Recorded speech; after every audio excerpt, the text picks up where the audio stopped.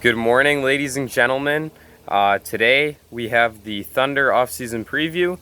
So let's get right into it. Their coach is Billy Donovan. This year he finished second in the running for Coach of the Year. And I don't think is that good of a coach, but this season this team really overperformed. A lot of people didn't think they would be good. I didn't think they would be nearly as good as they were. So he's definitely going to stick around. I think that a lot of people thought that there was a good chance that he would get fired after this season before the year because his team had underperformed in the playoffs for many years in a row. And you could argue that they underperformed once again in the playoffs this year, but the fact that they were even there to begin with was a really impressive coaching job by him, so I'm sure he'll be sticking around. In terms of the draft, they have the 25th pick, and all they've done the last couple of years in the draft is draft wings. So I think that that's exactly what they'll do here. Some guys that I could see falling in this realm. I think that it's definitely way too late to get a Aaron Nesmith or Sadiq Bey or Patrick Williams. So you're more than likely going to have to move to the next tier of wing players in the draft, which is guys like Cassius Stanley, Josh Green, Desmond Bane, Robert Woodard, Elijah Hughes, Jaden McDaniels. Out of these, Stanley's an interesting one because he's a really good athlete, and that's been a guy that this team has been prone to draft in the past couple of years. McDaniels is another interesting one because this is a good organization that I trust to develop a player well, and McDaniels has a lot of tools to be a good NBA player. He just has some problems with attitude and decision making, and he looks like a really unpolished prospect, but the Thunder may be able to coach him up and make him into a good NBA player. So that's another interesting fit here. Otherwise, they could just go with one of the safer wings, guys like Josh Green, Desmond Bane, Robert Woodard, Elijah Hughes, who look like they'll translate into NBA wings. But they all do have some things that aren't great about them. Desmond Bane is really just a shooter. And he's a great shooter. Probably, maybe the best shooter in this draft. But his defense isn't great. Josh Green is a good defender, but his shot has some issues. Robert Woodard is probably my favorite out of this group. But there are some questions about him on the offensive end.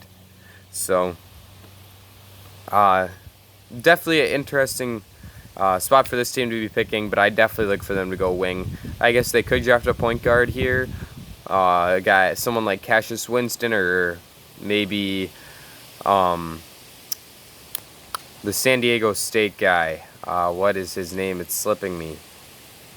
Malachi Flynn. Or maybe they could go with a big guy here, someone like Isaiah Stewart or Zeke Naji. But I feel like they will go wing just based off what they've done in the past. In terms of trades, Chris Paul is the big one. Lots of people have been talking about Chris Paul being traded ever since he came to this roster.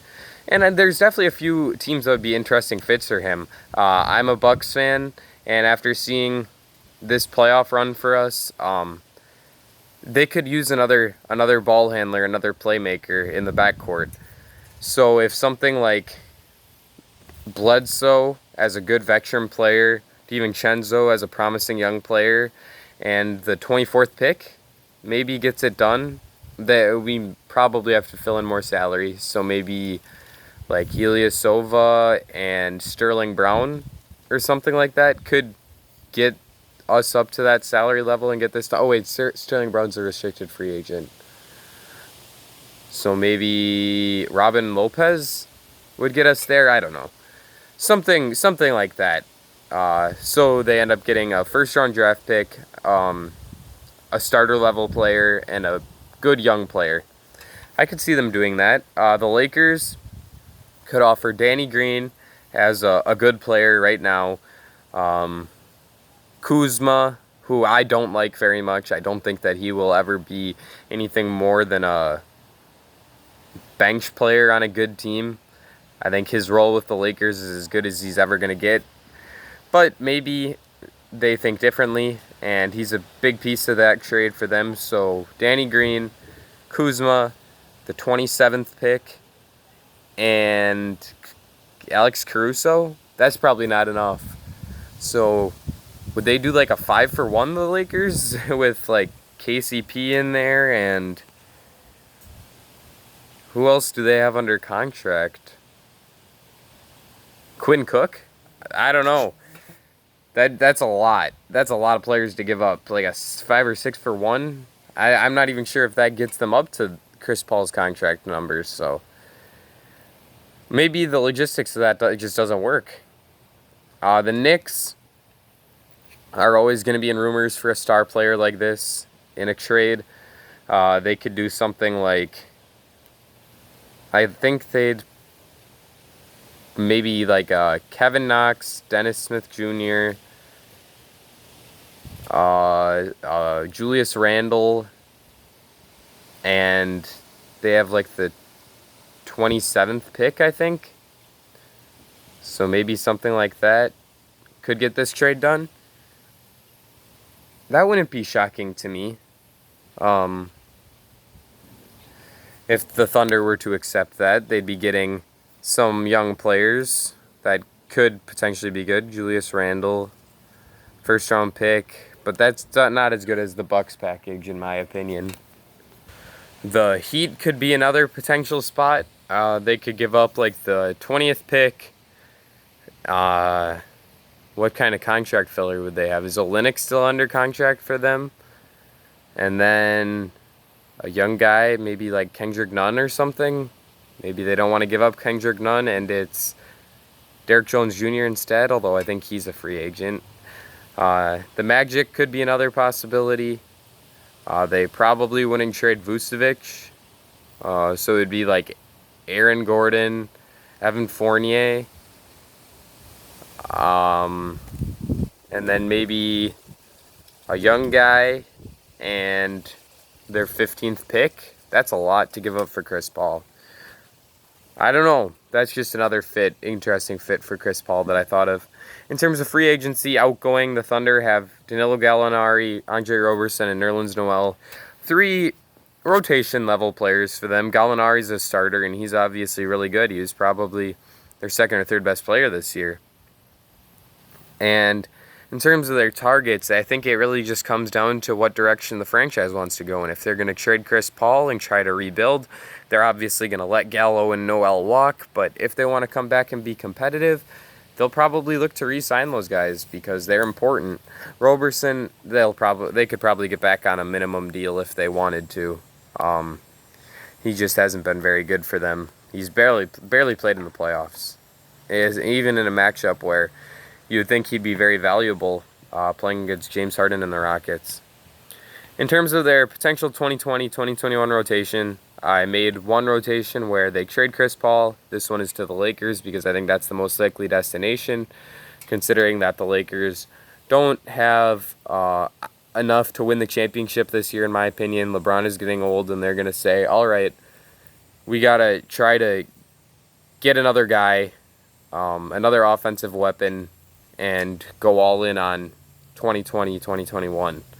I think that's something that's going to happen this offseason. So if they make that trade, their rotation could look something like Shea at the 1, assuming that they would still want to bring Dennis Schroeder off the bench. Shea at the 1, Danny Green at the 2, Lou Dort at the 3, Darius Bazley at the 4, Steven Adams at the 5, with Schroeder, Noel, Kuzma, and Caruso off the bench, something like that. I think that's a playoff team right there. Maybe not because the Western Conference is going to be so loaded next year, but that's a team that has a chance to compete and be pretty good while also starting 3 really young players in Shea, Darius Bazley, and Lou Dort. And I think that's a really good core right there in Shea, Dort, and Bazley. Bazley looks like the perfect small ball center type. He can also play the wing. He's going to be a valuable player for them going forward, I think. Lou Dort, obviously, we saw his value in the playoffs. Great defender, and in Game 7, he went off for 30-something points, and looks like he has potential to be a really, really strong player for this team. And everybody knows Shea is a future All-Star, most likely, and everyone knows that he has a bright future. So that's a really solid young core, and they have all the draft picks stockpiled. This team has a chance to be really, really good for a long time, especially if they hang on to Chris Paul, because then their rotation could look something like, well, this is assuming they would re-sign Gallo if they want to keep Chris Paul and just try to make another run at the playoffs, try to make it to the second round or the conference finals, make it further than they did this year. Their lineup could look something like CP3, Shea, Lou Dort, Gallo, Steven Adams, Dennis Schroeder, Darius Baisley, Nerlens Noel, and Terrence Ferguson.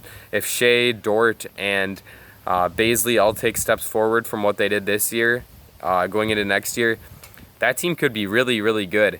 Maybe a dark horse Western Conference Finals pick. So it'll definitely be interesting to see if they keep Chris Paul or not. I think that he's at the peak of his value right now, and they should try to trade him if they can get two valuable assets, something like DiVincenzo and Bledsoe, or Kuzma and Danny Green, something along those lines. Then this team is going to be looking really, really good for the future, especially if they can get a first-round pick along with those two good players.